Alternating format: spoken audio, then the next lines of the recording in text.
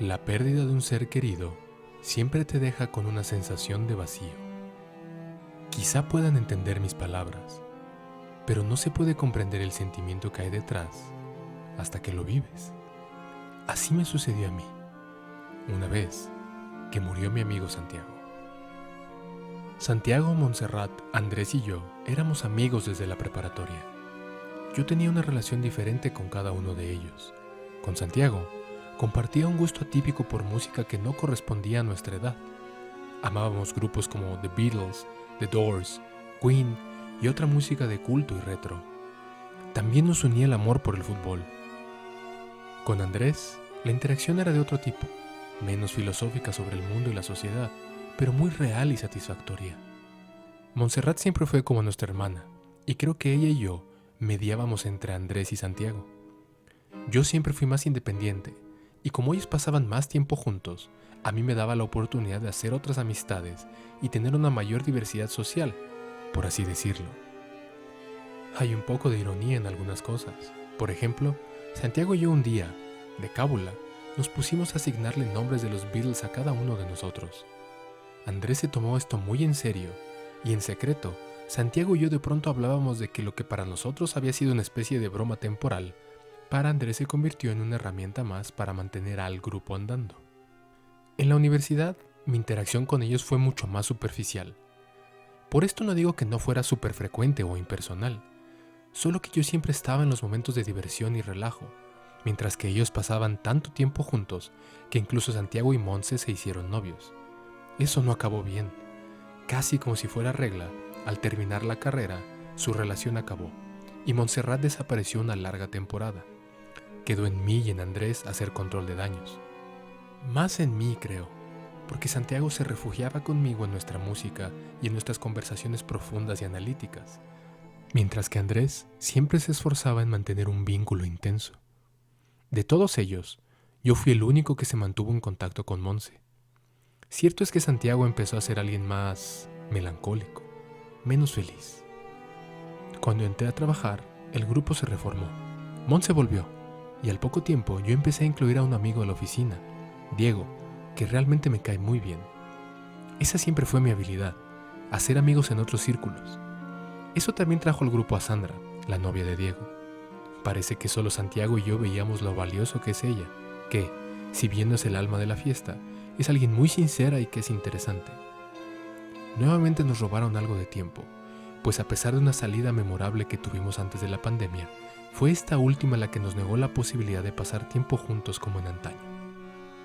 Debo aclarar que Diego es esa clase de amigo que no te suelta, y el COVID parecía valerle madres hasta cierto punto.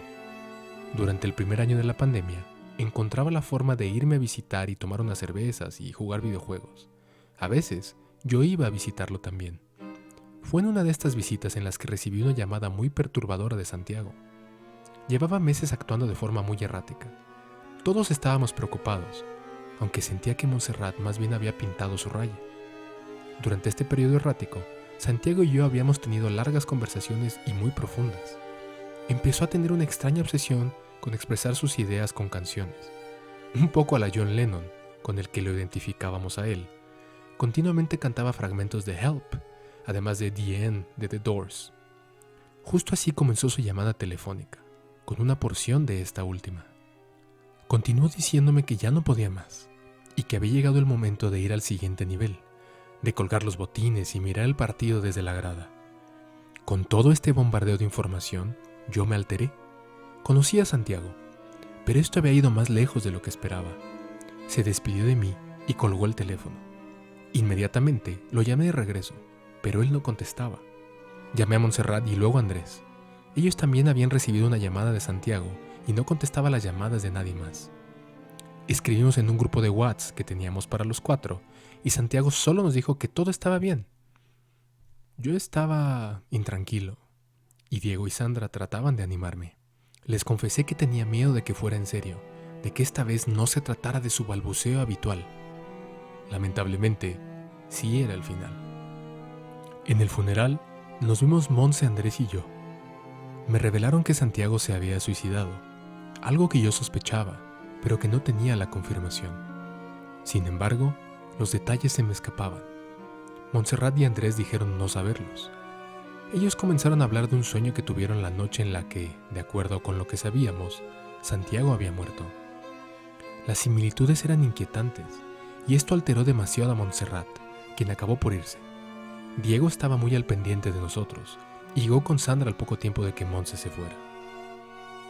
Esa misma noche, llegando a mi casa, tuve mi primer contacto post-mortem con Santiago. Me lavaba los dientes cuando a través del espejo lo pude ver parado detrás de mí. Por supuesto esto me exaltó, y volteé para intentar verlo sin usar el espejo. Ya no estaba. Atribuí el incidente a la sugestión y a mi necesidad de estar con mi amigo. Tenía ese vacío en el que sentía que nos había faltado tiempo para vivir cosas juntos. Me fui a dormir y comencé a escuchar un susurro que venía del exterior. «Osvaldo, Osvaldo». A medida que me acercaba a la puerta, la voz aumentaba su volumen y podía distinguirla como la voz de Santiago. ¿Cómo podía ser esto? ¿Acaso estaba yo perdiendo la razón? Probablemente sí, porque al usar la mirilla de la puerta, ahí estaba Santiago, parado frente a la puerta de mi departamento. Sentí un gran vacío en el estómago y un escalofrío en mi espalda. Estaba paralizado. Caí de rodillas y cual bebé empecé a gatear como pude en dirección a mi cuarto. «Andrés», dijo la voz, a medida que yo lograba subir a mi cama. No pude dormir. Temía contarle a alguien lo que me había pasado. Dirían que estaba loco. Al siguiente día, recibí una llamada de Andrés, quien tuvo un episodio de contacto con Santiago en su auto. Todo indicaba que esto no era coincidencia. Le conté, a medias, lo que me había sucedido a mí. Sin embargo, yo estaba renuente a revelar todo lo sucedido. La siguiente noche yo estaba exhausto y afortunadamente pude dormir unas horas, al menos hasta que un ruido me despertó. Tengo una consola para reproducir los vinilos que colecciono, misma que de la nada se encendió reproduciendo la canción de Help, pero con una velocidad distorsionada que la hacía sonar aterradora. Help me if you can, I'm feeling down. Me levanté a apagar la consola y escuché la voz diciendo, «Diego». Un par de días después, la llamada de Diego me confirmó que había tenido un episodio con Santiago. Noche tras noche, escuchaba la voz que decía uno de nuestros nombres, solo para recibir algún mensaje o llamada de la víctima después. Curiosamente, Montse no se manifestaba mucho y me percaté de que, aunque escribíamos en el grupo que teníamos los tres, ella se limitaba a contestar con un ok o decirnos que estaba bien. Yo presentía que nos mentía u ocultaba las cosas. Diego me insistía mucho en tocar el tema y yo trataba de evadirlo. No quería ser el portador de las malas noticias o de los eventos desafortunados. Estaba muy alterado. Llegué a mi límite el día que, mientras tomaba un baño, sentí cómo me asfixiaban, apretando mi cuello con una gran fuerza. Sabía que era Santiago, y mi única conclusión es que estaba molesto porque yo no le ponía la atención que él quería. En retrospectiva, Santiago siempre fue así, alguien que se molestaba y que de alguna manera te castigaba si no te apegabas a su voluntad, por así decirlo. Casi al borde de desmayarme, me soltó.